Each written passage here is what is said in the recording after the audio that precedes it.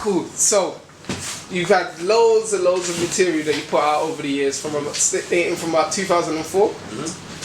7 mixtapes in total and an album. Is that right, or am I wrong? Yeah.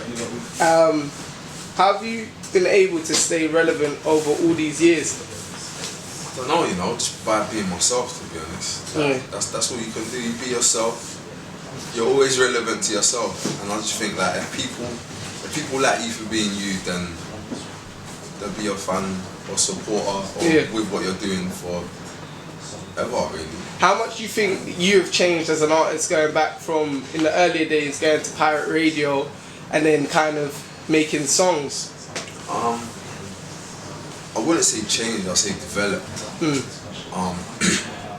Going from an MC to an artist is not necessarily always the easiest thing for some people, but I found it quite a natural progression.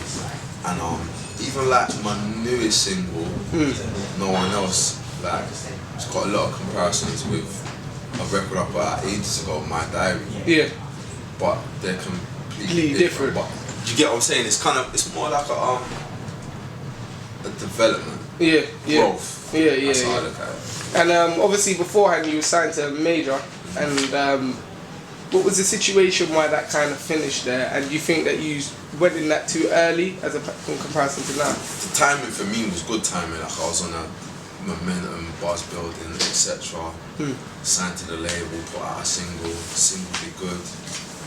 Label went fucking bust, disbanded, and that was the end of it. They went their way, I went my way. There was no more Geffen. There is no Geffen now. That was the end of it. And what happens in that situation? Is there a winner and loser, or do you profit from it, kind of thing? I would say I profited, to be honest. I think they probably took an L because they're no longer in business. So, but I would say as an artist, I profited. Like it was good. Like the single that we did actually put out, done really well for me and them as a label. And it's just sad that we couldn't probably push forward and do more. Yeah, and obviously because was it quite early into your contract or? Yeah. So it was literally one single in.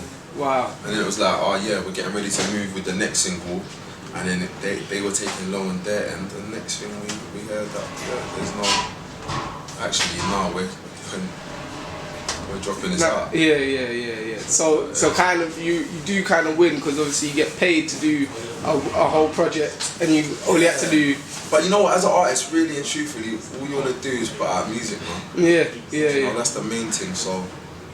In that time there for me of not knowing what's going on, that was like a lot of killed time, man. But I kind of used it to find myself musically. Yeah, because I've spoken about record contracts with like A&Rs before, and they like one conversation and question I had was like, in the situation where an artist kind of gets dropped early on and they got their money, so if they got given a 100k contract and they got their 66 grand or whatever it is on signing and putting out their singles and whatnot, like are they the winner because they've gone away with all that money and not put any records out, kind of thing? Like what would your perspective be on that kind of situation there? I don't know, man. It all depends on where you are as a musician. If you're someone that only really has if you're a person that's only really got one good record in you, and imagine you get paid for 7 great records, I'd say you won in it because maybe you wouldn't have made another 6 good records. Yeah. But then on the flip side, you know, it could be completely the opposite. Like sometimes maybe a label could lose out on a gem, could miss one. Like had they persevered or carried on down a particular path with a particular artist. Yeah. Who knows what might happen. I think you see that with a lot of artists, like they were signed, had situations, yada. Yeah. It doesn't pop off there. Fast forward, things doing great. No, I hear that still. So on the new single, it seems to be about a particular situation kind of thing. Is it about somebody in particular, or was he speaking from third person? No, it's just like when I listen to the beat, it kind of put me in a zone, like a certain frame of mind where I just kind of just exploded and went with it. And painted the picture that a lot of people would relate to. Yeah. So that was it really. And obviously, there's a like very big contrast between this single and the last one, Work Get It. Whereas Work Get It was like more of a clubby anthem, and this is more of a laid back, chilled vibe. Was that a conscious decision? No, not really. Not really. It's just all it is just another facet of myself. Like as a person, like when none of us are one-dimensional, and I think sometimes like people as artists, I don't know if they choose to be one-dimensional or they're just that is where their skill set lies.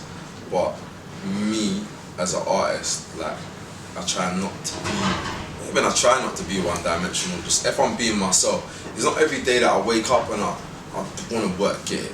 Some days I want no one else. Like some days it's a different vibe. Like you can't be the same every day. No, I hear that. So my music just reflects that really.